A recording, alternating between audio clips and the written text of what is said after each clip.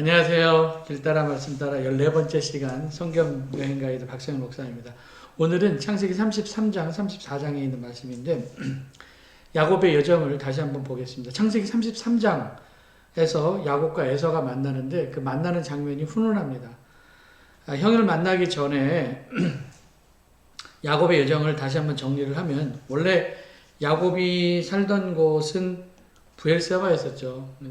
브엘세바에서 아버지 형 그리고 속이고 보복이 두려워서 엄마 리브가의 도움으로 엄마의 친정 밧단 아람까지 도망을 가는 중에 이제 28장에서 베델에서 잠깐 들리죠. 그래서 하나님을 꿈속에서 만나고 하나님의 약속을 받고 베고 있던 돌베개 정전상고 베델이라고 불렀는데 이 베델의 옛 지명은 루스 있습니다. 루스.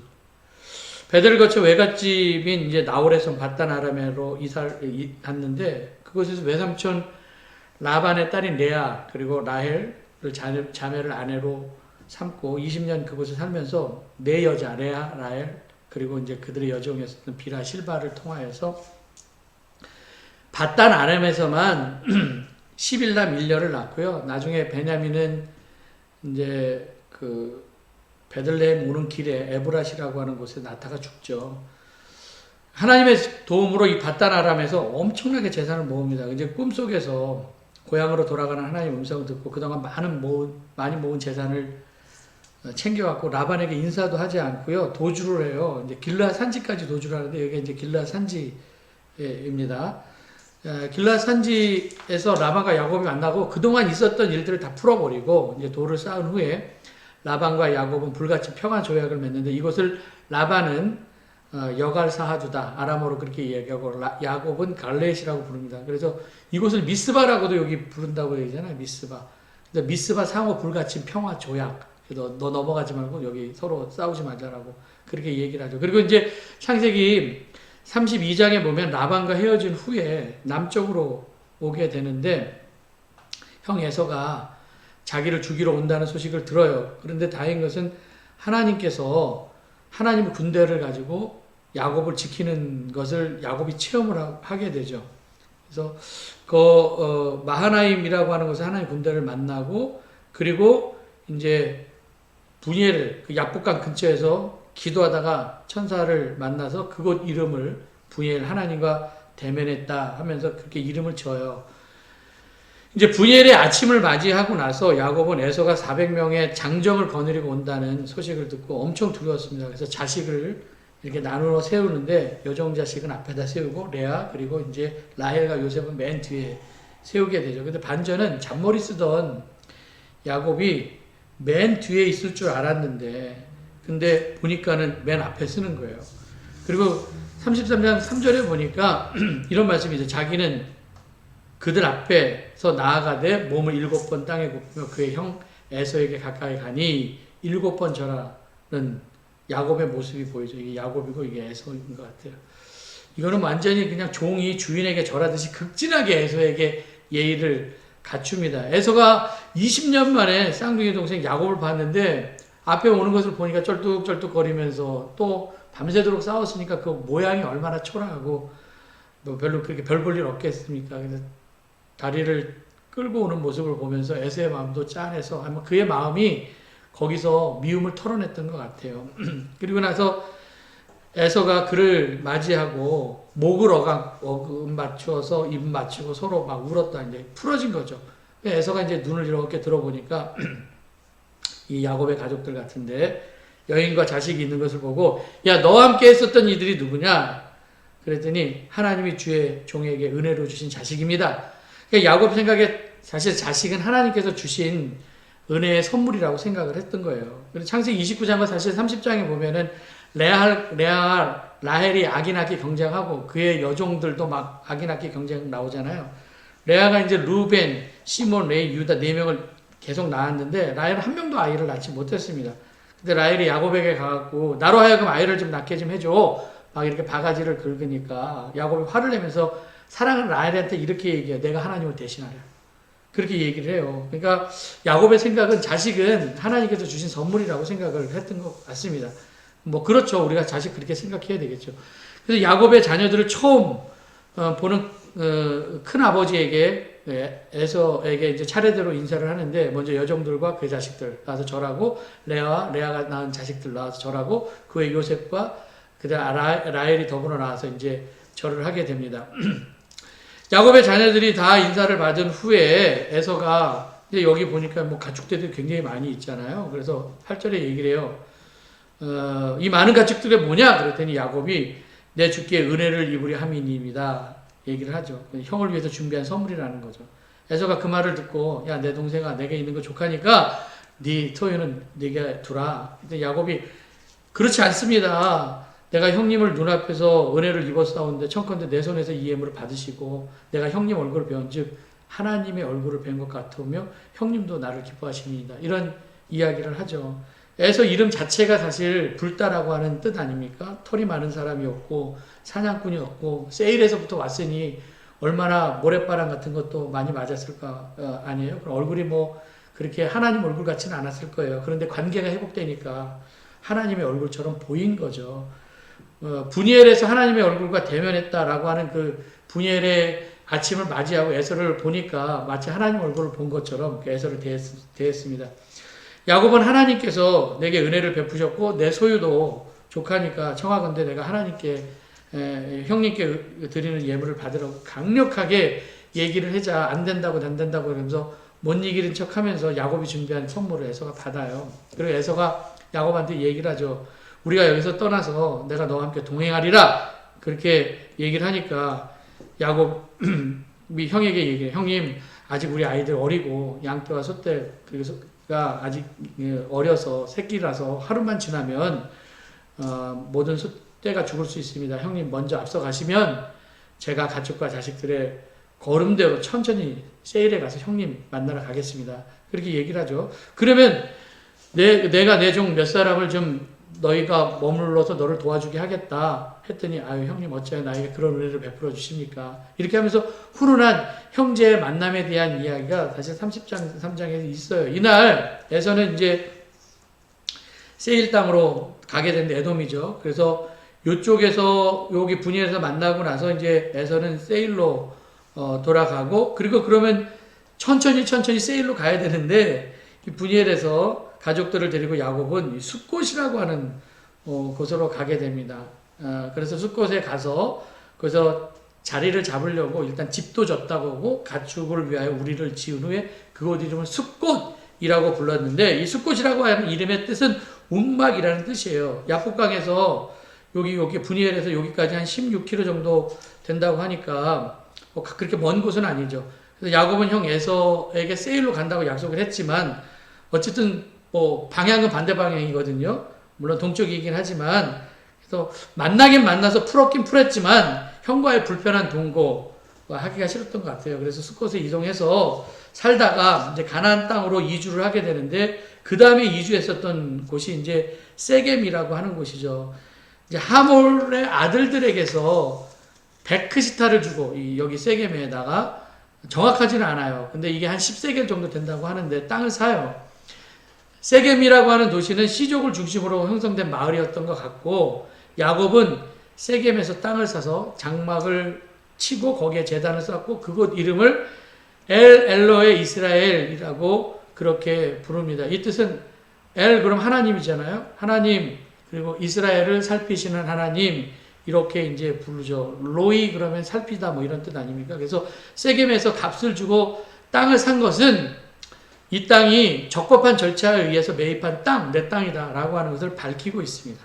그래서 이 세겜이라고 하는 이 도시는 아브라함에게 있어서 굉장히 중요하죠. 아브라함도 원래 이제 하란에 있다가 세겜으로 와서 거기서 이제 제단을 쌓는데 모래 상수리 나무 아래에서 제단을 쌓고 처음 제단을 쌓은 곳이기도 합니다. 나중에 이제 여호수아 시대 때에는 가나안 땅 여기 이제 여호수아가 이게 요단강 건너서 가나안 땅 정복을 하잖아요. 근데 가나안 땅 다 정복하고 후에 여호수아 24장에 보면은 마지막 고별 설교 때 이런 얘기를 해요. 32절에 또 이스라엘 자손이 애굽에서 가져온 요셉의 뼈를 세겜에 장사했으니 이곳은 야곱이 베크시타를 주고 세겜의 아버지 하몰의 자손들에게서 산 밭이라 그것이 요셉 자손의 기업이 되었다. 그래서 요 세겜이라고 하는 곳은 나중에 땅 분배받은 다음에 에브라임의 땅이 땅이 되는데, 이 야곱이 사놓은 이 베크시타를 주고 세겜 사람들에게 사놓은 이 땅에 애굽에 있었던 요셉의 뼈를 이곳에 이장해서 묻죠. 그래서 여호수아는 요셉의 둘째 아들인 에브라임 지파 사람이었었거든요. 그래서 요셉의 뼈를 에브라임 지파의 땅에 속한 세겜에 묻습니다. 이 세겜은 여호수아에겐 굉장히 의미 있는 땅이죠. 가나안 땅 정복하고 여리고 이제 점령한 다음에 그 후에 이제 아이성 점령에 실패를 하거든요. 바로 이제 뭐 가나안 땅 점령 요 정도가 아마 여리고 정도 될 거예요. 근데 이제 그 땅을 점령했는데 아이성 실패를 하게 됩니다. 그래서 신앙의 재정비를 위하여서 백성들을 다 세겜으로 모이라고 얘기를 합니다. 세겜에는 두 산이 있었거든요. 에발산과 그리심 산이 있는데, 그래서 여호수아가 사실 요 산 사이에다 놓고 여호수아 8장에서 사람들에게 율법을 낭송하고요. 그리고 이제 여호수아가 죽기 전 이스라엘 사람들을 또 다 모아놓고 유언적 설교를 했었던 곳이 바로 이 세겜이라고 하는 도시입니다. 세겜이라고 하는 지역이고, 그리고 세겜은 왕조 시대 때에는 이 북이스라엘에게 있어서는 굉장히 중요한 정치적인 도시였었다. 그렇게 기억하시면 되고요. 그럼 이 세겜이라고 하는 도시가 이제 여기거든요. 원래 뜻은 어깨라고 하는 뜻인데, 이 이름이 세겜에는 두 산이 있었다고 그랬잖아요. 에발산, 그리고 이제 그리심산, 이렇게 있는데, 그 바로 밑에 있는 자리에 잡고 있는 도시가 세겜입니다. 세겜은 가나안 중앙산지에 있기 때문에, 이제 가나안 중앙, 북쪽과 남쪽에 거의 중앙상에 있기 때문에 남북을 잇는 굉장히 중요한 도시였고요. 이 도로상에 거기에 잡혀 있었기 때문에 성읍들, 이게 부엘세바에서부터 시작해서 이렇게 쭉 가면은 헤브론, 그 다음에 베들레헴, 예루살렘, 라마, 베델, 그리고 세겜으로 이렇게 이어지는 요 길을 무슨 길이라고 얘기를 하면 족장의 길, 족장대로라고도 이야기를 합니다. 이 세겜은 그리심산, 이쪽에 있는 게 그리심산이고요. 이쪽에 있는 게 에발산이에요. 그리심산과 에발산 위에 위치해 있고, 지금 이곳은 나블러스라고 하는 도시라고 부르고 있습니다. 신명기 27장 11절에 모세가 그날에 명령하여 이르되 너희가 요단을 건넌 후에 시몬, 레이, 유다, 이사갈, 요셉, 베냐민을 축복하기 위해서 그리심산에 두고, 요게 그리심산인데 그리심산은 축복의 산이고요. 그리고 이제 루벤, 갓, 아셀, 스불론, 단, 납달리는 저주하기 위해서 에발산에 서고, 여기가 에발산, 저주의 산이라고 얘기를 하죠. 보니까 여기 저주의 산이라서 나무도 별로 없는 것 같아요. 여기 나무가 좀 있는데, 그렇게 이제 부르게 됩니다. 세겜에서 레아가 낳은 하나밖에 없었던 딸 디나에게 이제 일이 생기는데, 하나님께서 야곱이 발단 아람에 있을 때 창세기 31장 3절에 보면 내 조상, 내 족속에게 돌아가라. 내가 너와 함께 있으리라. 그러면서 원래는 이제 헤브론으로 가든지 부엘세바로 가야 되는데 야곱이 세겜에 머물면 안 되거든요. 세겜에 머물면 안 되는데 세겜에 머물렀습니다. 그것도 돈 주고 땅까지 사면서 머물렀어요. 거기에서 정착하고 살려고 했었던 것 같습니다. 그래서 세겜에 머문 지 한 10여 년 시간이 흐른 뒤에 창세기 34장에 디나 사건이 터지는 거예요. 어느 날 디나가 세겜에 있는 여자들 보러 나갔는데 히윗 사람 하몰에게 또 이름이 세겜이에요. 세겜이라고 하는 아들이 있었어요. 그 세겜 땅의 지도자 추장이었습니다. 근데 세겜이 디나를 보고 이제 막 끌어당겨서 욕보이게 했습니다. 욕보이게 했어요. 여기 뭐 디나야 뭐 이러면서 나오는 것 같아요. 그래서 창세기 34장 3절에 보니까 그 마음에 깊이 욕을 보인 다음에 디나가 생각이 나는 거예요. 그래서 세 번역에 보니까 마음을 빼앗겼다라고 나와 있습니다. 그래서 세겜이 아버지에게 가서 얘기를 하죠. 아버지, 내가 디나를 아내로 삼기를 원합니다. 청을 하자.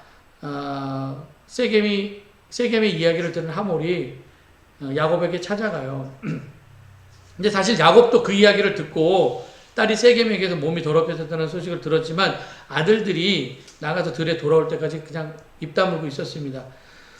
근데 아들들이 돌아왔습니다. 근데 이제 세겜의 아버지 하몰이 야곱에게 이제 청혼을 넣으려고 왔잖아요. 그때 야곱의 아들들이 들에서 와서 디나 이야기를 듣고 세겜이 자기 동생 디나를 욕보였다는 얘기를 듣고 화가 났습니다. 이제 하몰이 와서 얘기를 하죠. 8절에 얘기를 하는데 내 아들 세겜이 정말 마음을 다해서 당신 딸을 사랑해서 상사병에 걸렸는데 디나를 좀 세겜에게 시집 보내줘라. 우리가 서로 이렇게 사돈을 맺어서 당신이 디나를 우리에게 며느리로 보내면 우리의 딸을 중에 마음에 드는 아이가 있으면 며느리로 삼아라. 그리고 당신들 우리와 함께 이 세겜에 머물러서 이 세겜 땅이 당신들의 기업이 되게 하라. 뭐 이런 얘기를 해요. 옆에서 세겜도 이야기를 하죠. 야곱의 아들들에게 11절에 얘기를 합니다. 나를 좀 은혜롭게 좀 봐주세요.